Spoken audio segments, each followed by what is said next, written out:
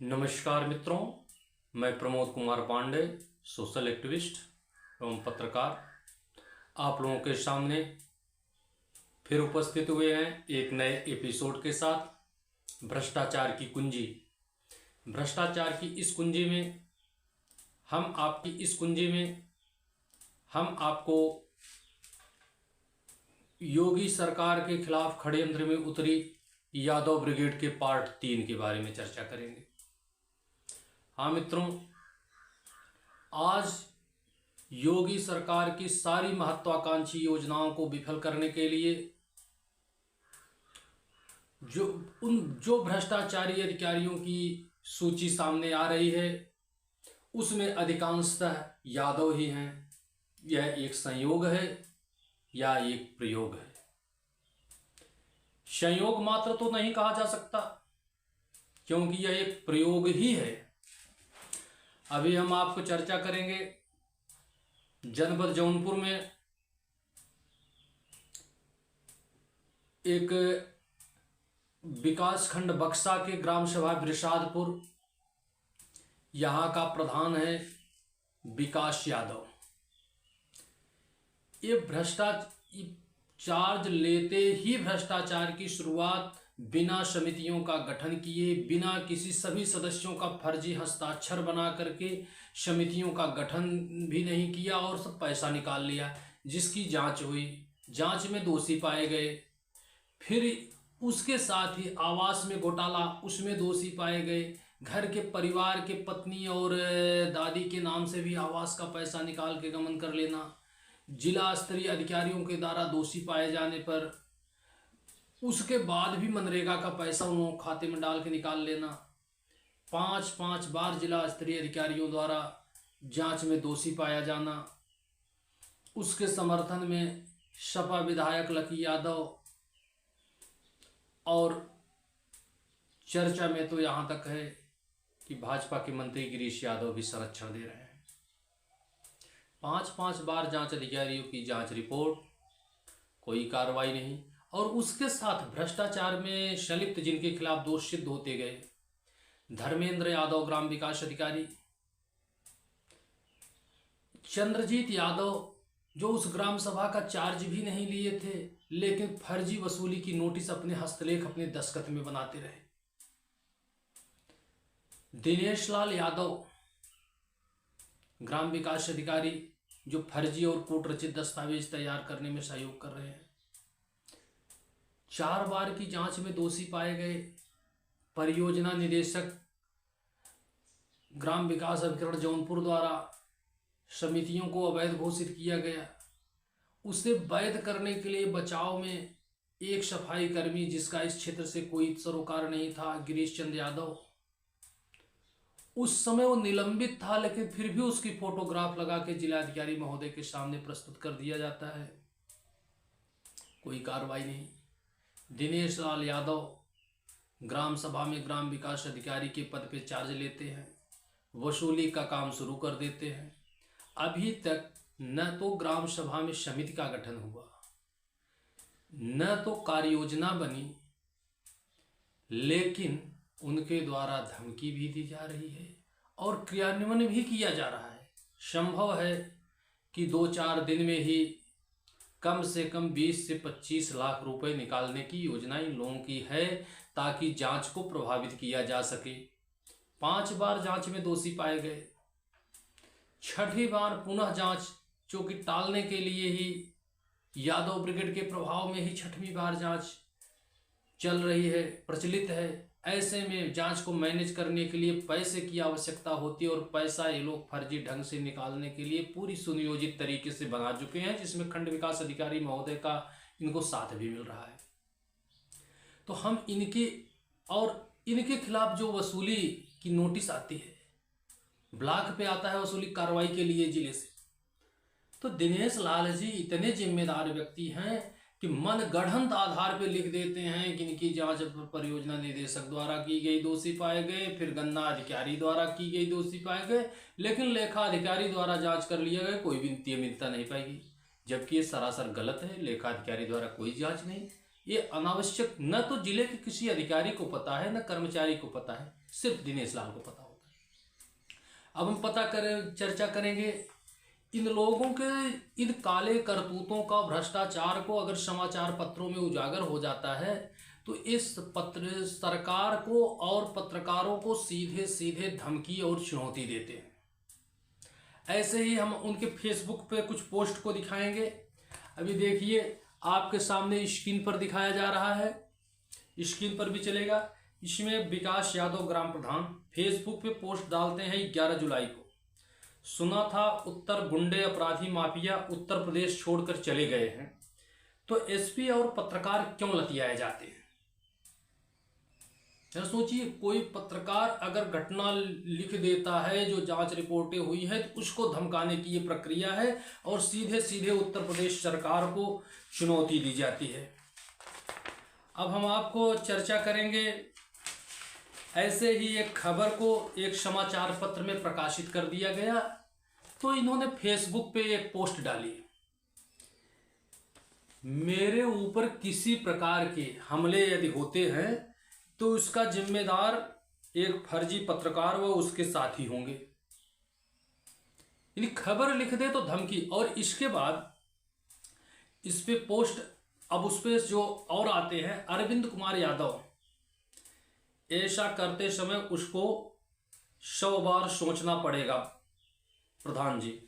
दूसरा पोस्ट आता है राजीव यादव, क्या हुआ प्रधान जी, गांड फाड़ देंगे।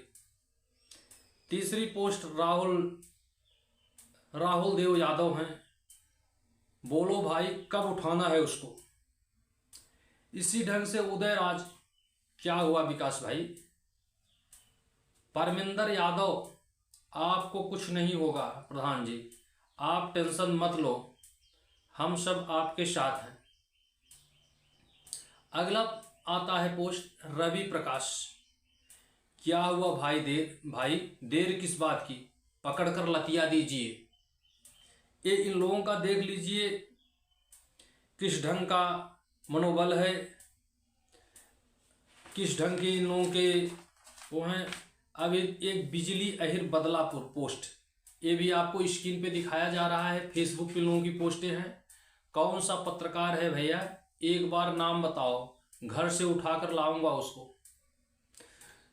अमरीश यादव धनौआ, ये पोस्ट डालते हैं, क्या हो प्रधान जी, नमवा बतावा, समझाई दिया जावे। राहुल यादव लिखते हैं, पत्रकार जी ये सोच रहे होंगे कि जो कर रहे हैं किसी को पता नहीं चल रहा होगा। इसी तरह से लिखते हैं धनंजय यादव, जो स्क्रीन पे आपको दिखाए जा रहे हैं इन लोगों की पोस्ट। धनंजय यादव लिखते हैं, कौन सा पत्रकार है, माँ आगे कहना उचित नहीं है, आप शब्दों का प्रयोग करते हुए कौन सा पत्रकार है उसका नंबर भेजो। पंकज यादव ये लिखते हैं, कौन है प्रधान जी। यादव रंजीत लिखते हैं, कौन सा पत्रकार है भैया जी। यदुवंशी संतोष कुमार लिखते हैं, क्या हुआ प्रधान जी कुछ।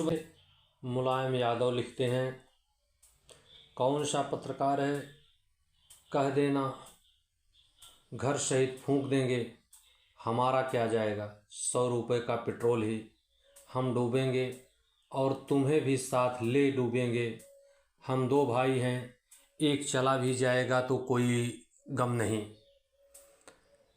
उसी ढंग से लिख रहे हैं रवि सिंह यादव जी, पत्रकार आज कमेंट पढ़कर सोया नहीं होगा। इसी ढंग से पोस्ट लिख रहे हैं मंगल यादव भाई, विकास भैया अगर आपको कोई आँख दिखाएगा तो उसकी आँख निकाल लेंगे, हाथ लगाएगा तो उसका हाथ काट देंगे, और अपने आप को कभी महसूस मत करिएगा कि आपके साथ कोई नहीं है, आपके साथ बहुत पास उसको समझना चाहिए, अगर वो आपकी जांच कराएगा तो। ये लिखते हैं, कौन है प्रधान जी।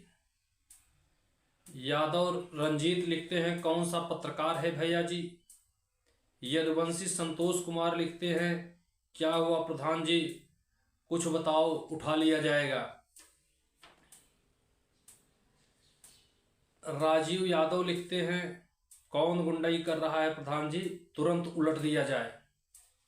इसी तरह से अरविंद यादव की पोस्ट है, ऐसा करते समय उसको 100 बार सोचना पड़ेगा प्रधान जी।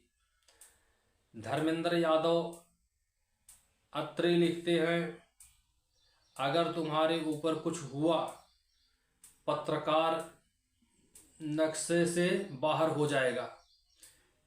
यानी कोई खबर लिख दे तो उसके लिए इतनी धमकियां, सारे यादव ब्रिगेड के ही लोग हैं। देखिए स्क्रीन पे दिखाया जा रहा है, राहुल देव यादव, बोलो भाई कब उठाना है।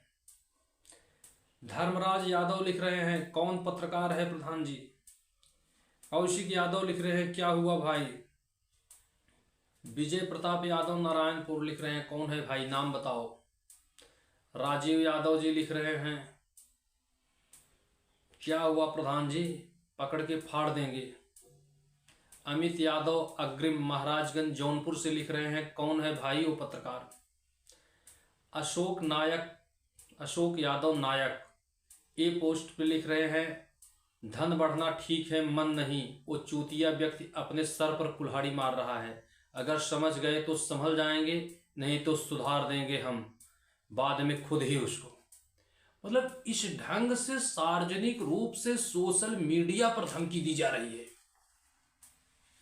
एक तरफ योगी सरकार अपराधियों पर जीरो टॉलरेंस की नीति अपना रही है, और ये यादव ब्रिगेड के लोग खुले आम सरकार को, पत्रकार को, अधिकारियों को, सबको धमकी दे रहे हैं। यानी ये कितनी भी काली करतूतें करें, कितनों भ्रष्टाचार करें, समाचार पत्र में भी नहीं खबर आनी चाहिए। जांच अधिकारियों ने जांच किया, जिला अधिकारी के आदेश और जांच अधिकारियों के आदेश की खबरें अगर समाचार पत्र में चल गई तो इन लोगों की इतनी ज्यादा गुंडागर्दी कि ये पत्रकार के ऊपर घर धमकी देना और जगह धमकी देना, ठीक प्रमाण में सोशल मीडिया पे, फेसबुक अकाउंट पे धमकी दे रहे हैं, और सीधे सीधे उत्तर प्रदेश सरकार को चुनौती दे रहे हैं कि सुना है उत्तर प्रदेश में गुंडे, अपराधी, माफिया उत्तर प्रदेश छोड़कर चले गए, तो पत्रकार एसपी व पत्रकार क्यों लतियाए जा रहे हैं। मतलब इनका इतना मनोबल बढ़ गया है कि एसपी साहब को भी लतियाने की बात कर रहे हैं, तो पत्रकार कैसे सुरक्षित होगा, जिनके जिम्मे पूरे प्रशासन की व्यवस्था इस सत्ता में नहीं है, शासन में नहीं है, तब भी इनकी इतनी गुंडागर्दी को सत्ता प्रशासन को भी कुछ नहीं समझ रहे हैं। अब और समझे भी कैसे, अपराध करके बच जा रहे हैं, इनके खिलाफ कोई कार्रवाई नहीं हो रही है। एक अपराध करे पूरी यादव ब्रिगेड तैयार। अभी आपको बताएं, 5 बार की जांच में दोषी पाए गए, अभी तक समितियों का गठन नहीं हुआ था, न कार्य योजना बनी, लेकिन दिनेश यादव ग्राम विकास अधिकारी, और इनके साथ ग्राम विकास अधिकारी यादव ही आएंगे, दूसरे होंगे तो उनको हटा दिया जाएगा। इतनी इन लोगों की, पूरे यादवों की एक लॉबी है।